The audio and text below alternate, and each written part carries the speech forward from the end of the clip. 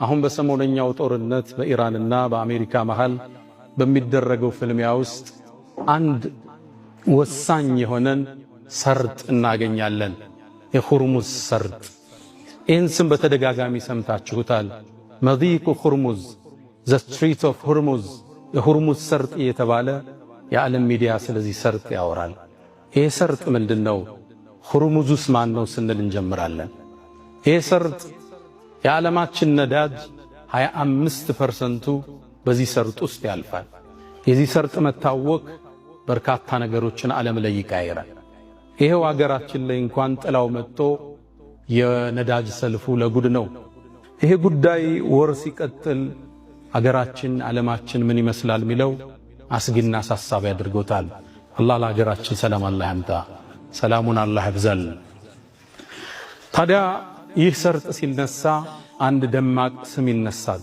ዛሬ ስለ ፖለቲካው አላወራ፣ ሁርሙዝን መነሻ አድርጌ ግን ደማቁ ታሪካችን መለሳለሁ። ሁርሙዝ ማን ነው? የአካባቢ ፐርሻን ኢምፓየር ይባላል።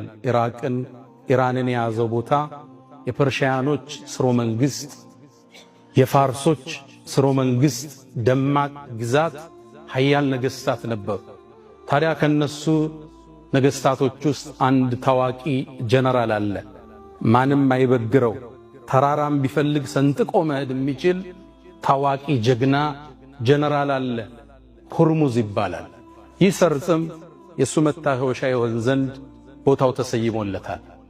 ታዲያ በሰይድና አቡበክር ስዲቅ ዘመን ከነቢዩ እልፈት ሰለላሁ ዐለይሂ ወሰለም ከዓመት በኋላ አካባቢ ሰይድና አቡበክር በኻሊድ ብን ወሊድ መሪነት ፐርሻን ኢምፓየርን እንዲከፍቱ ሰራዊቱን አሰማሩ። ኻሊድም ይህን ጦር እየመራ ወደ ፐርሻን ኢምፓየር ሲጠጋ የፋርሶቹ ጦር ፊት ለፊት ተገናኘው። የጦሩ ጀነራል ሁርሙዝ ይባላል። ይሄ ሰርጥ የተሰየመለት። ታዲያ ፊት ለፊት ሲገናኙ ሁሉም ጦራቸውን አሰለፉ።